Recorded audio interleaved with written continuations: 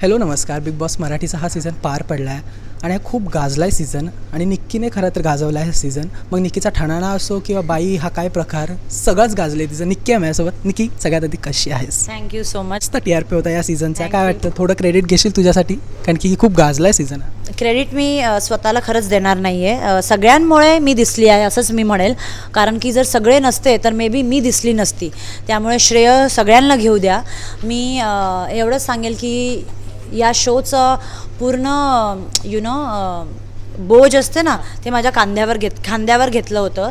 त्यामुळे हा जर सीझन गाजला असेल तर तो प्रत्येकामुळे गाजला असेल, फक्त माझ्यामुळे नाही.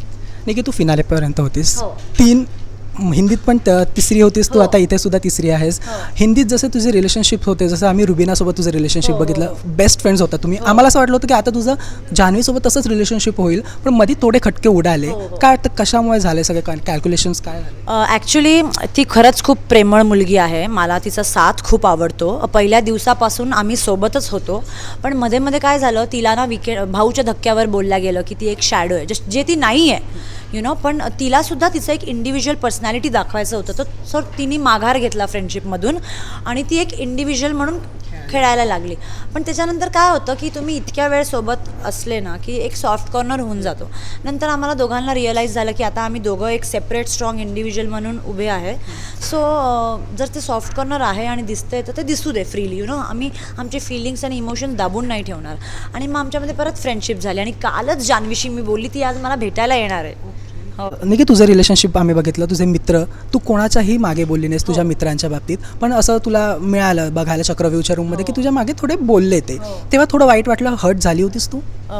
खरं सांगू तर हर्ट नव्हती झाली, कारण की मला हे अपेक्षित होतं की माझ्या मागे लोक बोलतीलच. कारण की एक स्ट्रॉंग पर्सनॅलिटी जर समोरचा व्यक्ती आहे तर त्याच्याबद्दल चर्चा घरात होते आणि बाहेरसुद्धा होते. त्यामुळे आय वॉज प्रिपेअर्ड की माझ्याबद्दल चर्चा ती चुकीची असेल का बरोबर असेल ती होईलच. So I was prepared. पण इतक्या लवकर होईल हे माझ्यासाठी आश्चर्य होतं, धक्का होता की इतक्या लवकर अरे तुम्ही बोलतील. आपल्याला 1 महिनासुद्धा झालेला नाही आहे अजून, जरा थांबा, शेवटी बोला. पण ठीक आहे, it's a part of a game. आणि जर समोरचा व्यक्ती तुम्हाला खूप स्ट्रॉंग वाटतं आहे तर त्याच्याबद्दल तुम्ही बोलू शकतात. It's fine. मी जास्त ते मनावर घेतलं नाही. पण मी जेव्हा मला वाटलं की हे खूप जास्त होतं आहे आणि मी मग तो ग्रुपच सोडला. निक्की सूरज विनर झालेला आहे, हो. त्यासाठी किती हॅपी असतो? कारण की आम्ही बघितलं तुमचा बहिणीचा बॉन्ड होता. तू राखी बांधली होतीस त्याला. हो, मी त्याला राखी बांधली होती. आणि मी खरंच सांगते, सूरजसाठी मी वेळोवेळी स्टँड घेतलेला आहे त्या घरातसुद्धा. आणि माझं एक खूप छान बॉन्ड होतं त्याच्यासोबत. म्हणजे जो ते घराच्या सदस्यांसोबत नाही बोलायचा, तो ते माझ्याशी बोलायचा, डिस्कस करायचा, आम्ही मस्ती करायचो. मी रडलीसुद्धा त्यासोबत बसून.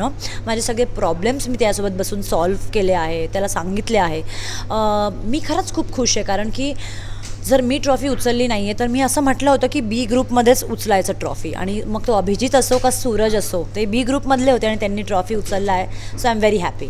स्टँडबद्दल बोलशील तर शेवटी तू सूरजसाठी स्टँड घेतलास, कारण अंकिता आणि दादा ते तुला आवडत नव्हतं, ते काय बोलत होते. सो तू त्यासाठी स्ट्रॉंगली स्टँड घेतला. सो त्याबद्दल काय सांगशील? मला असं वाटायचं की त्याच्यासोबत तो एक अत्याचार व्हायचा, कारण की ऑब्व्हियसली जे पण सेलिब्रिटीज घरी यायचे ना ते सूरजची तारीफ करायचे, माझी करायचे. तर बाकीच्यांनी एक ॲनालाइज केलं होतं की बापरे, हे लोक चर्चेत आहे तर यांच्यासोबतच राहायचं. पण ठीक आहे, त्यांचं एक नातं पण होतं. त्यांनी सूरजला खूप सपोर्ट केलं, त्यांनी खूप समजवलं सूरजला, आपलं माणूस म्हणून एक ॲक्सेप्ट केलं होतं. पण कधी कधी ना मला ते खटकायचं, कारण की जर माझी टोन त्यांना आवडायची नाही, पण त्यांची पण तर टोन सूरजसाठी तीच होती ना. मग तिथे माझा हक्क होता की हा माझा भाऊ आहे. आणि जर तो माझा भाऊही नसताना तरी मी बोलली असती, कारण की आम्ही सगळे घरामध्ये होतो, आम्ही एक सगळे सदस्य होतो. त्यामुळे कोणासोबत पण जर अत्याचार होत असेल किंवा चुकीचा टोनचा वापर होत असेल तर मी उभी राहायची. कारण की जेव्हा मी चुकीची असायची मला सगळे बोलायचे, त्यामुळे मी सुद्धा बोलणार. आणि तेच होतं माझ्या मनामध्ये की सूरज काय कोणासोबतही काही वाईट जर होत असेल ना माझ्या डोळ्यासमोर तर मी बोलणार. निक्की तुझं आणि वर्षाताईंचं रिलेशनशिप बघितलं, हो. सुरुवातीला खटके उडले, हो. नंतर असं वाटलं थोडं रिग्रेट झालं की आपण असं नव्हतं बोलायला पाहिजे? डेफिनेटली मला रिग्रेट झालं, कारण की ते खूप मोठे अभिनेत्री आहे आणि त्यांचं काम म्हणजे काय, त्यांच्याबद्दल काय बोलू मी असं होतं आहे मला आतासुद्धा. Because she is evergreen superstar. आता तुम्हाला माहिती आहे, आता मी त्यांचंच गाडीमध्ये पण गाणं ऐकत होती, भीती कोणाची कशाला तर ते मी गाणं ऐकत होती. आणि खरंच ते खूप as a personality she is very strong, she is independent. आणि जसं मी स्वतःला म्हणते महाराणी, त्या पण काही कमी नाही आहे आणि त्यांचं नेचर पण खरंच खूप छान आहे. But it's a part of the game तुम्हाला आवाज चढून कधी कधी बोलावं लागतं, पण तिथे मी चुकली आहे कारण की माझे पॉईंट्स सही असायचे, पण फक्त माझी टोन थोडी हलायची. बट इट्स ओके तुम्ही देव नाही आहे की you will be always right. पण ठीक आहे, रिग्रेट झालं, माफी पण मागितली. आणि बाहेर आल्यावर त्यांनी मला फॉलो केलं होतं. मी जास्त बघत नाही इंस्टाग्राम, तर मला माझ्या फॅन्सनी सांगितलं, माझ्या टीमनी सांगितलं की त्यांनी तुला फॉलो केलं आहे. तर मी लगेच त्यांना फॉलो बॅक केलं.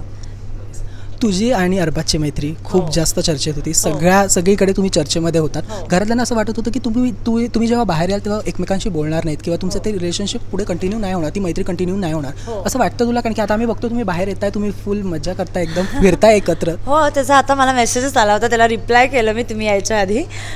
बट असं काही नाही आहे. तो खूप खूप चांगला मुलगा आहे आणि खूप हार्डवर्किंग मुलगा आहे. त्याचं लाईफमध्ये जे पण त्याचं पास्ट होतं आम्ही डिस्कस केलं आहे की काय नाही. आणि प्रत्येकाचं पास्ट असतं माझंही पास्ट आहे. माझं तर इतकं कॉन्ट्रोवर्शियल पास्ट आहे तर आम्ही दोघांनी एकमेकांचं पास्ट ॲक्सेप्ट केलं आहे. आणि आता लेट्स सी काय होतं फ्युचरमध्ये. आम्ही एक दुसऱ्यांना अजून समजायचा प्रयत्न करतो, कारण की घरामध्ये तुम्ही एकमेकांना समजतंसुद्धा, पण ॲट द सेम टाईम तुम्हाला एक गेम पण खेळायचा आहे. कधी कधी तुम्हाला तुमच्या मित्रांच्या किंवा भावाच्या किंवा बहिणीच्या अगेन्स्टसुद्धा जावं लागतं, पण ते एका डिग्निफाईड वेमध्ये तुम्ही जातात. पण आता बाहेर आल्यावर यू आर म्हणजे तो पण एक फ्री आहे, माझं पण फ्रीडम माझ्याकडे आहे. तर वी आर ग्रोन पीपल आणि आम्ही एक दुसऱ्यांच्या सोबत बसून डिस्कस पण केलं आहे की कसं पुढे जायचं आणि काय. आणि खरं आय फील ब्लेस्ड की तो माझ्या आयुष्यात आहे. शेवटी जाता जाता एक अशी मेमरी बिग बॉसच्या घरातील ती तुझ्यासोबत कायम राहील. हे बघा, मेमरीज तर खरं सांगू खूप आहे. माझे आई बाबा माझ्या घरात आले होते मला भेटायला, आणि बाबा तर कधीच आले नव्हते, आणि he came for the first time. आणि ते मोमेंट माझ्यासाठी इतकं छान होतं ना. तुम्हाला माहिती, मी इतक्या इमोशन्समध्ये वाहून गेली होती जेव्हा माझे बाबा आले होते. प्रत्येकाने त्यांना त्यांच्या पॅरेंट्सला अख्खं घर दाखवलं. माझ्या बाबांनी घरच नाही बघितलं. म्हणजे ते माझ्या डोळ्यातच बघत होते आणि मी त्यांच्या डोळ्यात बघत होती की निकी काय करते, काय चाललं आहे निकी. मी त्यांना विचारत होती बाबा बाहेर काय होतं आहे. फक्त डोळ्याने आम्ही खेळत होतो. शेवटी जाता जाता तुझ्या फॅन्सना काय सांगशील की प्रेम करत राहा? हो, माझ्या फॅन्सला मी हेच सांगेल की तुम्ही इतकं मला प्रेम दिलं आहे, तसंच प्रेम मला देत राहा. मी तुम्हाला मराठी इंडस्ट्रीमध्ये सुद्धा खूप एंटरटेन करत राहील, आणि तुम्ही मला टॉप 3 पर्यंत पोहोचवण्याबद्दल मनापासून धन्यवाद.